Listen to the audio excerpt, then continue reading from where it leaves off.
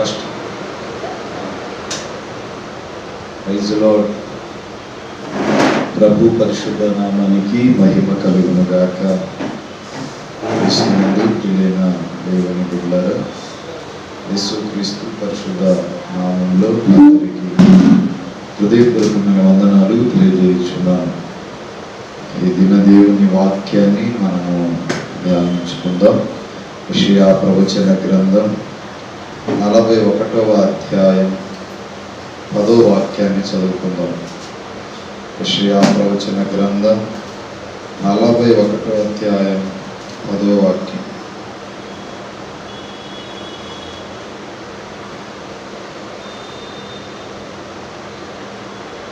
నీవు నా దాసుడవనియు నేను నిన్ను ఉపేక్షించుకొని 8 నుంచి చదువు. నా సేవకుడవైన ఇశ్రాయేలీలు, నేను ఏర్పరచుకొనిన యాకోబు, నా స్నేహితుడైన అబ్రహాము సంతానమా, భూదిగంతముల నుండి నేను పట్టుకొని దాని కొలల మధ్య నుండి పిలుచుకునివాడా, నీవు నా దాసుడవనియు నేను నిన్ను ఉపేక్షింపక ఏర్పరచుకుంటుననియు నేను నీతో చెప్పి ఉన్నాను. నీకు తోడై ఉన్నాను, భయపడుకుము, నేను నీ దేవుడైన యెహోవానై ఉన్నాను. దిగులు పడుకుము, నేను నిన్ను బలపరుతును, నీకు సహాయము చేయువాడను నేనే. నీతియను నా దక్షిణ హస్తముతో నిన్ను ఆదుకొందును. ఈరోజు వాక్యాంశం, నీతియను నా దక్షిణ హస్తముతో నేను మిమ్మును ఆదుకొందును. నీతియను నా దక్షిణ హస్తముతో నిన్ను ఆదుకొందును. దేవుడు ఆదుకుంటే ఏం జరుగుతుంది? దేవుడు ఎవరిని ఆదుకుంటాడు? ఈ 2 భాగాలు చెప్పాలంటే 2 గంటల సమయం పడుతుంది. దేవుడు ఈ సంవత్సరం అంతా నిన్ను ఆదుకుంటానని ఈ వాక్యములో చెప్పడం జరుగుతుంది. ఈ సంవత్సర కాలం అంతా నా దక్షిణ హస్తముతో నేను ఆదుకుంటాను. దేవుడు ఎప్పుడు మనిషిని నీతిగల దక్షిణ హస్తముతో ఆదుకుంటాడు అంటే, ప్రియులారా, కీర్తనల గ్రంథం 55వ కీర్తన 22వ వాక్యంలో ఒక మాట ఉంటుంది. కీర్తన 55:22.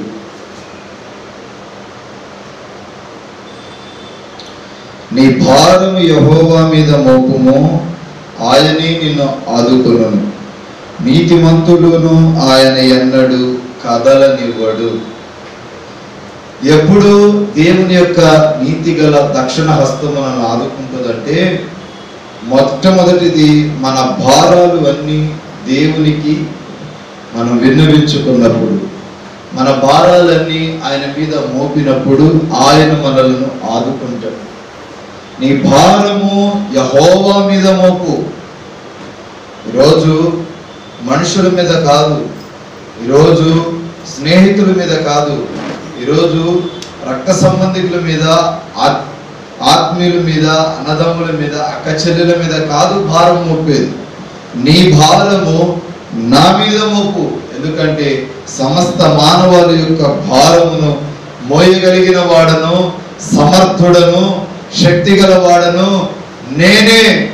ఈ భారం నా మీద మోపు, ఇదిగో నేను నిన్ను ఆదుకుంటాను.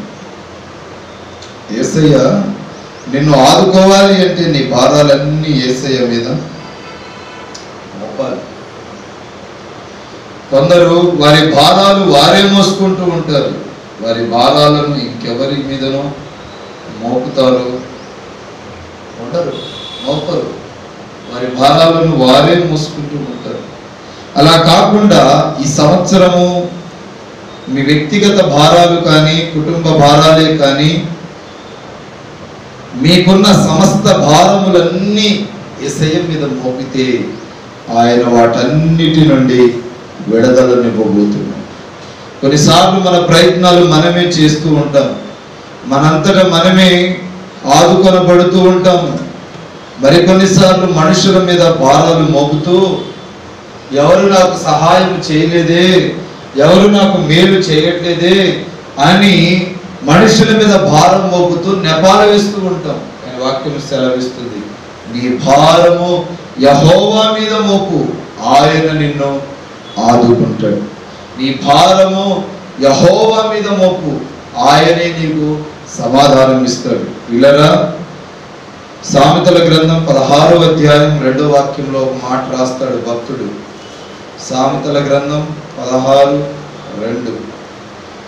ఒకని నడతలన్నీ వారి దృష్టికి నిర్దోషముగా కనబడును, యెహోవా ఆత్మలను పరిశోధించును, నీ పనుల భారము యెహోవా మీద మోపుము. మనం ఎప్పుడు దేవుని మీద హత్తుకొని ఉండాలని 63వ కీర్తన 8లో భక్తుడు అంటాడు. నీ పనుల భారము యెహోవా మీద మోపు. అప్పుడు ఉద్దేశములు అన్నీ సఫలము చేయబడతాయి. దేవుని మీద మన భారాలు మోపకుండా మన మీద మనమే మన భారాలను మోసుకుంటూ ఉంటే ఆ భారము మోసుకునుట వలన మనము దీవించబడము.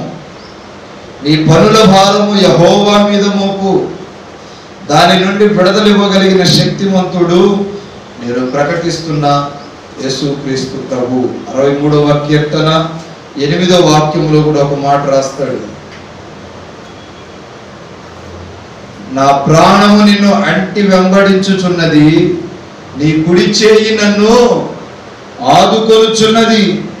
పిల్లరా, రెండవదిగా మనం ఎప్పుడు దేవుని మీదే హత్తుకొని ఆనుకొని ఉండాలి.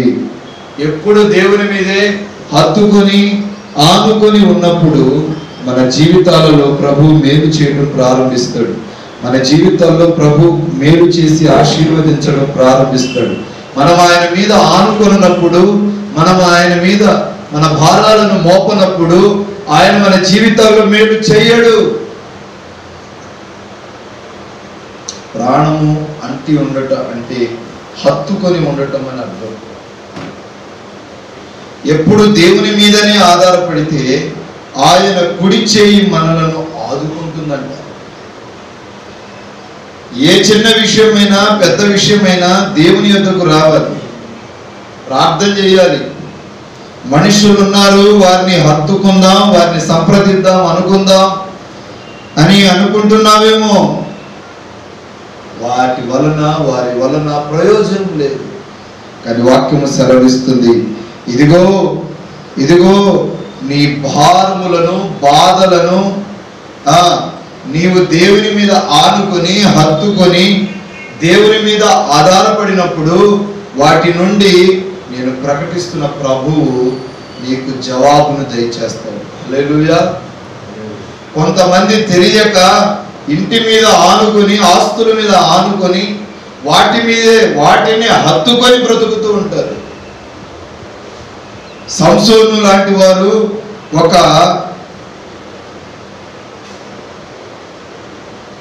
ఒక గుడి యొక్క 2 స్తంభాల మీద ఆనుకొని ఉన్నట్లు వాక్యం తెలుపుతుంది.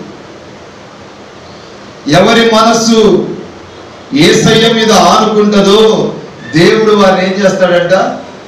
పూర్ణ శాంతి గలవానిగా ఏం చేస్తాడు? ఎవరి మనస్సు నా మీద ఆనుకుంటుందో నేను వారిని పూర్ణ శాంతి గలవానిగా చేయుదును. వాక్యం సెలవిస్తుంది. ఈరోజు నువ్వు ఎవరి మీద ఆధారపడుతున్నావు? ఎవరి మీద ఆనుకుంటున్నావు? ఎవరిని హృదయంలో చేర్చుకుంటున్నావు? నీ మనస్సులో ఎవరికి చోటిచ్చావు? వీళ్ళరా, కొరింథీయులకు రాసిన 2వ పత్రిక 6వ అధ్యాయం 2వ వాక్యంలో అక్కడ ఒక మాట ఉంది.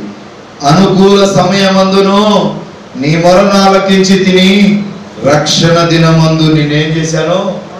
ఆదుకున్నాను. అనుకూల సమయములో నీ మొరను విన్నాను.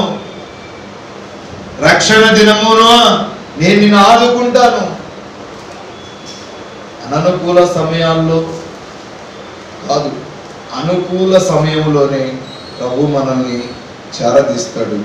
ప్రభు మన మొరను వింటాడు. ఒక రహాబు యొక్క వృత్తికి వేషమే కానీ చరిత్రలో నిలబడింది కదా. ఇద్దరు దైవ సేవకులు వచ్చి ఆమె ఇంట చేరినప్పుడు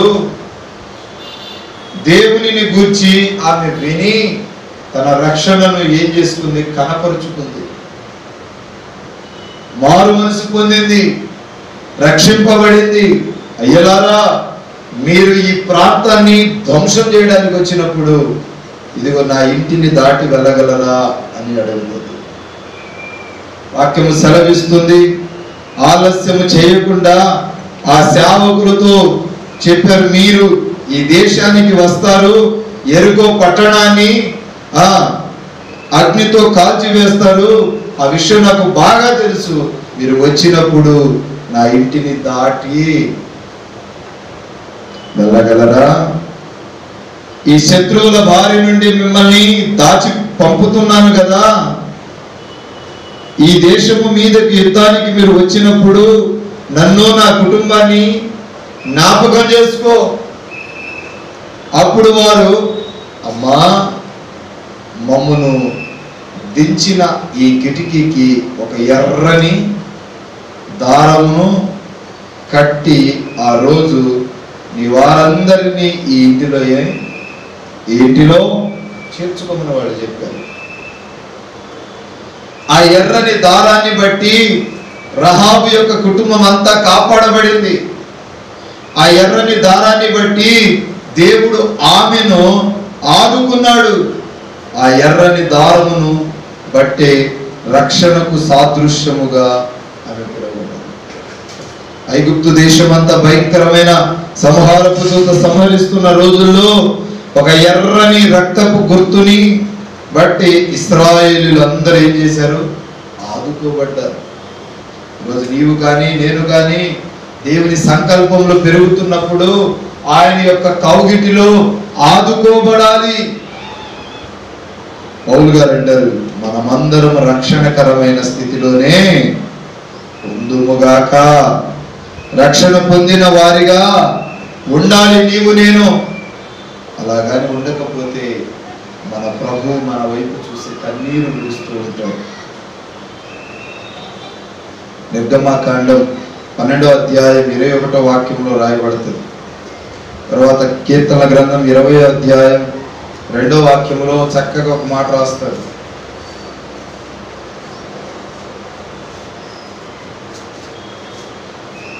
నా బ్రతుకు దినములో లెక్కింప నేర్పుము దేవా, గడియ నాకు చూపును. ఇంకొంతకాలము ఆయుషు పెంచుము, బ్రతుకు మార్చుకుందును సమయము నిమ్ము. ఎన్నో సంవత్సరాలు నన్ను దాటిపోవుచున్నవి, నాశలోన కలలనే వెంబడించుచుంటిని. ఫలాలు లేని వృక్షము వలె ఎగిరిపోతిని, ఎనాడు కూలిపోదునో ఎరుగకుంటిని. నా మరణ రోదన ఆలకించుము ప్రభో, మరలనంతనముగా చిగురు వేయని. నా బ్రతుకు దినములు లెక్కింప నేర్పుము దేవా, ఈ భువిని గడియ నాకు చూపుము.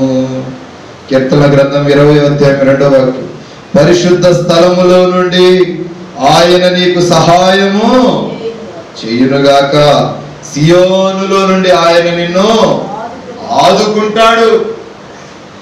పరిశుద్ధ స్థలములో నుండి దేవుడు నీకు సహాయము చేస్తాడు. సియోనులో నుండి ఆయన నిన్ను ఆదుకుంటాడు.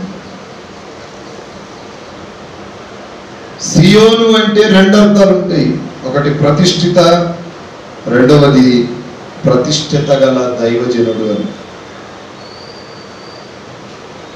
ప్రతిష్ఠితను మీరు పోగొట్టుకోనకూడదు. ప్రతిష్ఠిత కలిగి దైవజనులందరినీ మీరు కోల్పోకూడదు. ప్రతిష్ఠిత కలిగి జీవితము మనము చేసినప్పుడు ఆయన మనలను దీవించడం ప్రారంభిస్తాడు. ఓ ప్రతిష్ఠితమైన అర్పణ, ప్రతిష్ఠితమైన జీవితంలో మనకు ఉండకపోతే మనము అంతకంతకు చేజారిపోయే అవకాశాలు ఉన్నాయి. ప్రతి పరిస్థితులలో, ప్రతి ప్రతిష్ఠితలో నుండి, ప్రతిష్ఠిత కలిగిన దైవ జావకులలో నుండి దేవుడు నిన్ను ఆదుకొనబోతున్నాడు. దేవుడు ఆదుకొనుట వలన ఏ ఆశీర్వాదం కలుగుతుందో ఒక మాట చూద్దాం. దేవుడు నిన్ను, నీ కుటుంబాన్ని ఆదుకోవాలంటే ఆదుకొనుట వలన కలిగి ఆ పరిణామం అసలు ఏం జరుగుతుంది? దేవుడు సంఘాన్ని ఆదుకుంటే ఏం జరుగుతుంది? పిల్లరా, అంతకంతకు సంఘం అభివృద్ధి చెందబడుతూ ఉంటుంది. సమూయేలు రాసిన 2వ గ్రంథం 22వ అధ్యాయం 19వ వాక్యం.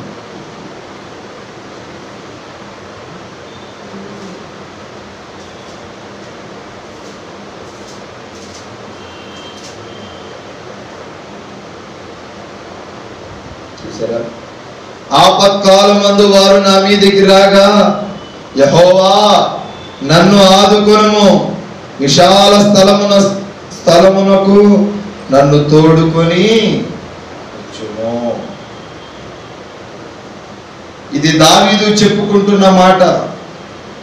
దేవా, ఆదుకొనుట వలన ఈ సంవత్సరము మీరు విశాల స్థలమునకు తోడుకొని రాబోతున్నారు. ఓ విశాలమైన స్థలములను తోడుకొని ఈ సంవత్సరం నీవు రాబోతున్నావు. అదే 118వ కీర్తన 1 నుంచి 5.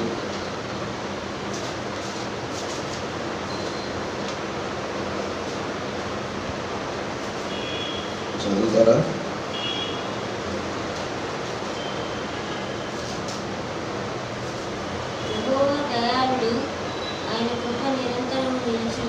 యెహోవా దయాళుడు, ఆయన కృప నిరంతరముండును. ఆయనకు కృతజ్ఞతాస్తుతులు చెల్లించుడి. ఆయన కృప ఒక రోజు కాదు, 2 రోజులు కాదు, ఒక వారం కాదు, 2 వారాలు కాదు. ఆయన కృపంట నిరంతరం ఉంటది. దేవుడు పక్షపాతి కాదు. పక్షపాతం కలిగిన వాడు నేను ప్రకటిస్తున్న యేసు కాదు. ఆయన కృప నీకు నిరంతరం ఉండాలంటే నీవు నిరంతర యాజకత్వ సేవలో నిమగ్నమై ఉండాలి.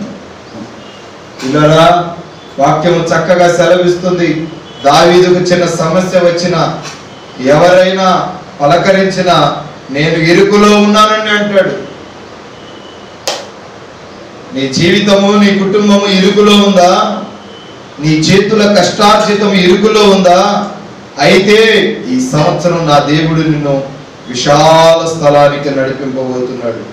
విశాల స్థలానికి దేవుడు ఈ సంవత్సరం నిన్ను నడిపింపబోతున్నాడు.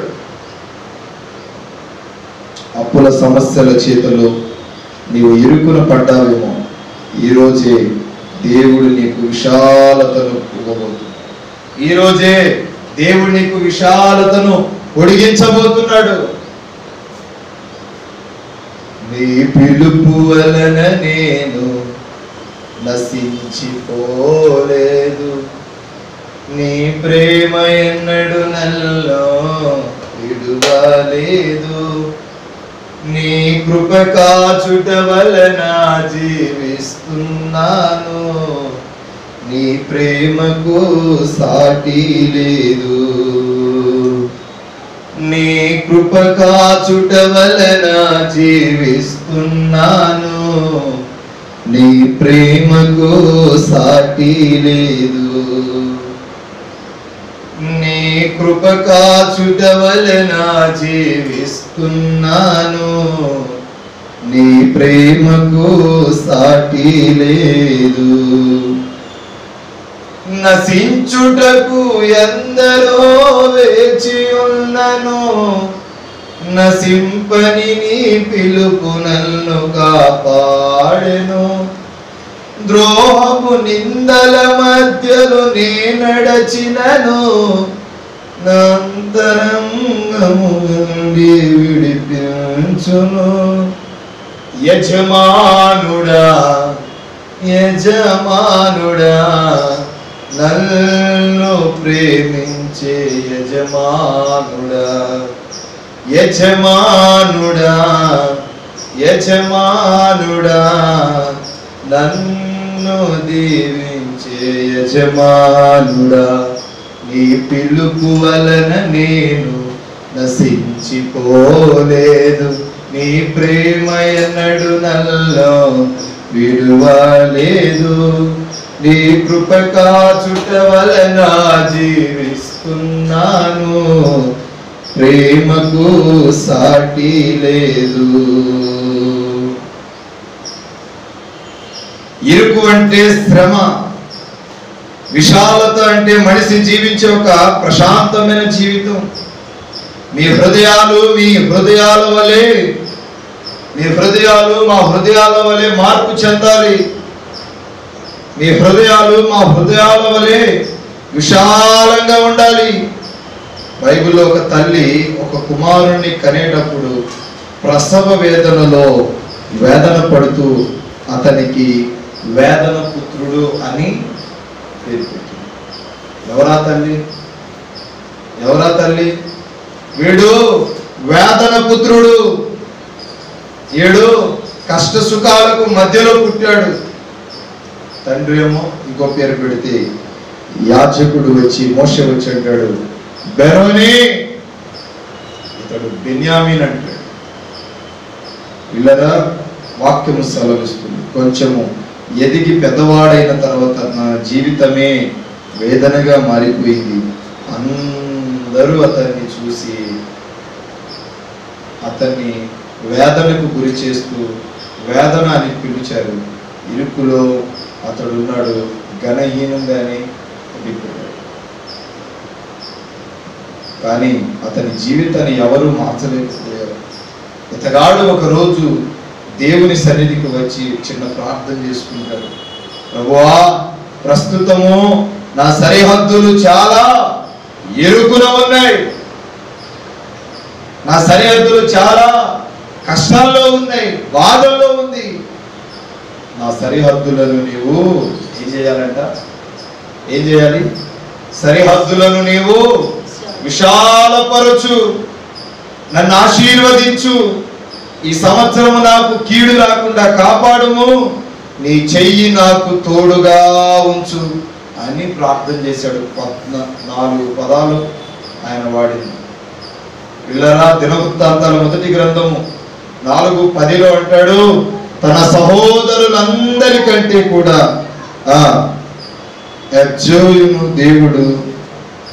ఎబ్బోజును దేవుడు ఆశీర్వదించి అందరికంటే ఎక్కువగా హెచ్చించి దేవుడు అతన్ని ఘనపరచడం జరిగింది. మీ ఇరుకును శ్రమ తొలగిపోవును గాక, విశాల స్థలములో మీరు పాదములను నిలవపెట్టి ప్రార్థన చేస్తున్నప్పుడు ఒక ప్రశాంతమైన జీవితం మీరు మీ కుటుంబ సభ్యులు చూడగలరు. ఆ మాటలు ముగించడానికి వస్తున్నాను. యెషయా ప్రవచన గ్రంథం 22వ అధ్యాయం 18వ వాక్యంలో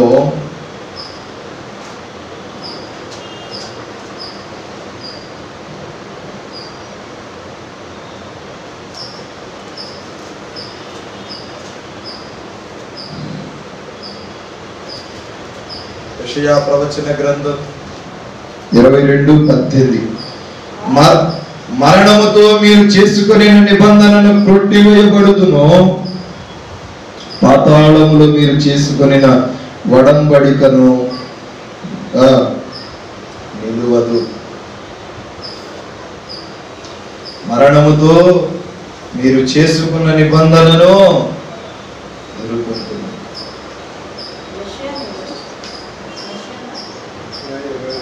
యెషయా 22:18 ఆయన నిన్ను మడచి ఒకడు చెండు వేసినట్టు విశాలమైన దేశంలోనికి నిన్ను విసిరివేయును, ఆ నీ యజమానిని ఇంటి వారికి అవమానమును తెచ్చినవాడా, అక్కడనే నీవు మృతి పొందుతావు. గత సంవత్సరం అంతా దేవుడు నిన్ను మరచి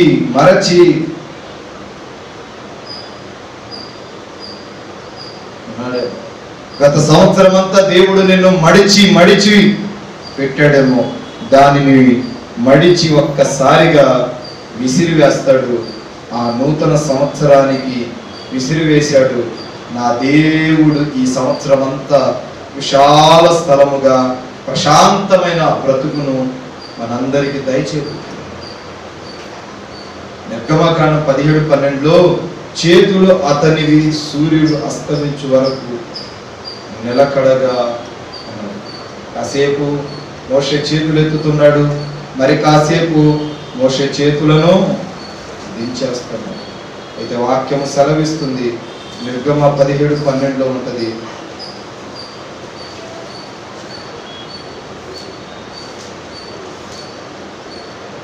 మోషే చేతులు బరువెక్కగా వారు ఒక రాయిని తీసుకొని అతడు దాని మీద కూర్చుండుటకై దాన్ని విసిరేరి. అయితే అహరోను హురులు ఒకడు ఆదుకొనగా అతని చేతులు సూర్యాస్తమయం వరకు నిలకడగా ఉండెను. దేవుడు మిమ్మల్ని ఆదుకొని నిలకడ అయిన జీవితాన్ని దయచేయబోతున్నాడు. ఈ దయచేయబోస్తే ఆ తరుణంలో దేవుడు మీకు నిలకడత్వమును అనుగ్రహించబోతున్నాడు. ఓ స్థిరమైన స్థావరం, 4 రోజులు ఇక్కడ, 4 రోజులు ఇంకో చోట, 4 రోజులు మరొక చోట. ఇది కాదు జీవితం. ఒక క్రైస్తవ జీవితం మాదిరి కలిగి ఉండాలి. ఎందుకంటే మాదిరికర్త అయిన మన ప్రభుని పోలి మనము నడుస్తున్నాము కనుక మాదిరి ప్రజలుగా మార్చబడాలి. ఆదుకునగానే చేతులకు సూర్యుడు అస్తమించే వరకు నిలకడత్వం వచ్చింది. ఆదుకొనక ముందు నిలకడ లేదు, స్థిరత్వము లేదు. నీ జీవితంలో నీవు నిలకడగా ఉండి నిలకడ కలిగి ఉన్నావేమో. నిలకడ లేని జీవితం ఈనాడు నేను చేస్తున్నాను. కొందరి జీవితంలో స్థిరత్వం ఉండదు. వారు అస్థిరత్వముగానే ఇటు అటు తిరుగుతూనే ఉంటారు. కొందరి జీవితంలో మాటలో, చూపులో, ప్రవర్తనలలో ఆ స్థిరత్వము కంటికి అద్దినట్టు కనబడుతుంది. దొడ్ల మధ్య పరుండినటువంటి ఒక గాడిద వలె కాసేపు దేవుడు, మరి కాసేపు లోకముగా అస్థిరత్వము కలిగి బ్రతుకుతున్నావా? కాసేపు ప్రార్థన, కాసేపు పాపము, కాసేపు చర్చి, కాసేపు సినిమా, నిలకడ లేకుండా బ్రతుకుతున్నావేమో. ఒక నిలకడత్వాన్ని నీవు కలిగి జీవించినప్పుడు దీవించబడతావు. ఒక నిస్సారత్వము లేకుండా, నిస్వార్థము లేకుండా ఎంతో నష్టపోయాడు పేతురు. ఏదో చెప్పాడు బిళ్ళరా ఘనంగా, కానీ ఏం చేయలేకపోయాడు. ఇందులో నేను నిష్ఠగా ఉండాలని అనుకుంటున్నాడు, ఉండలేకపోతున్నాడు. ఏదో ఒక విషయంలో జారిపోతూనే దృఢత్వము లేని జీవితాన్ని చేస్తున్నాడు. ఈ రోజుల్లో నా దేవుడు విశ్వాసములో, పరిశుద్ధతలో, ప్రార్థనలో యేసయ్య ప్రేమ మిమ్మల్ని నిలకడగా ఉంచబోతుంది. బోయాజు రూతుకు చక్కటి ఆలోచన చెప్పాడు. ఈ పొలమును విడిచి నీవు ఎక్కడికి వెళ్ళమాకు, స్థిరత్వము కలిగి నా పనికత్తలతో నిలకడగా ఉండు అంటే ఆమె వేరొక పొలములోకి వెళ్ళి పరిగెను వేరుకోకూడదు. పొలము అంటే సంఘం, పొలము అంటే సంఘం. 4 రోజులు ఇక్కడ, 40 రోజులు ఇంకో చోట అట్లా ఉండకూడదు. ఒక స్థిరత్వం ఉండాలి. ఆ స్థిరత్వం అంటే వెంటనే పనికత్తలు, పనిని కోయివారు, పనులు కోయివారు అందరూ, దైవజనులు అందరూ వచ్చి ఆ పనిని జయప్రదం చేశారు. పురుషులకు ప్రభు చెప్తూ ఉంటారు, దానియేలు వలె అంతము వరకు నిలకడగా ఉండాలి. అట్లా ఉన్నప్పుడు దీవించబడతాం, అట్లా జీవించినప్పుడు దీవించబడతాం. ప్రభు అంటున్నాడు, నీతియగు నా దక్షిణ హస్తముతో నేను నిన్ను ఆదుకోబోతున్నాను, నేను నిన్ను ఆదుకొని దీవించబోతున్నాను, నేను నిన్ను బలపరచబోతున్నాను. కనుక నీతియను నా దక్షిణ హస్తమును నీవు నీ యొక్క జీవితంలో దానిని అలవరుచుకుంటే ఈ జీవితం ఆధ్యాత్మిక కోణంలో ఆశీర్వదించబడుతుంది. దేవుడి కొద్ది మాటలను దీవించునుగాక. ఆమె ప్రార్థన చేసుకున్నాం. మరపురాని నిందలలో మనసున మండే మంటలకే మహిమానమది కోరేనే, ధృవతారనామది కోరేనే. యేసయ్యా నా ప్రియా, ఎప్పుడు నిరాకడ సమయం, ఎప్పుడో నిరాకడ సమయం. దేవానికి స్తోత్రం. నీ బిడ్డలు ఎంతో ఆశతో ఈ శ్రాంతి దినకు ఆరాధనకు వచ్చారు. వారిని బట్టి వందనాలు. దీవించండి, ఆశీర్వదించండి, బలపరచండి, వెలు చేయని మహిమ పొందండి. ఇదిగో నీతియను నా దక్షిణ హస్తముతో నిన్ను ఆదుకుంటానన్నా, ఆ విధంగా మేము నడిచి నీ పేరును నిలవపెట్టి దేవుగా నీకు స్తోత్రాలు. అందరి జీవితాల్లో వేలు చేయండి, కృప చూపి గొప్ప కార్యం చేయమని యేసు నామమున ప్రార్థిస్తున్నాను పరమ తండ్రి. ఆమేన్. హల్లెలూయా, హల్లెలూయా.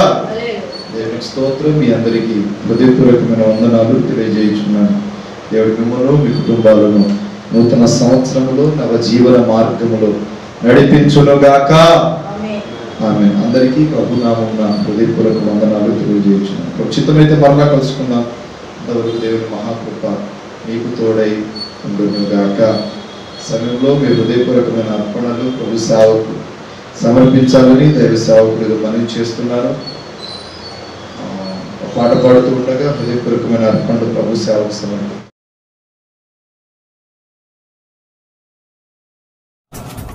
బ్రదర్ బి అభిషేక్ నాయకు, నాగేశ్వరం తండా, మాచువరం మండలం, గుంటూరు డిస్టిక్.